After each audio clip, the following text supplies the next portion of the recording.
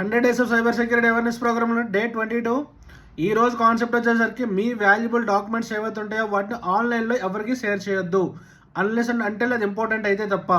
ఎందుకు అంటే ఈ రోజు రేపు మన ఫ్రెండ్స్ చాలామంది ఏం చేస్తారంటే వాళ్ళకి ఏదైనా ఒక జిరాక్స్ కాపీ కావాలన్నా సరే ఆ జిరాక్స్ షాప్ దగ్గరికి వెళ్ళి వాళ్ళు వాట్సాప్కి కానీ లేదంటే వాళ్ళ ఈమెయిల్కి కానీ ఈ డాక్యుమెంట్ అనేది పీడిఎఫ్ పంపించేస్తారు.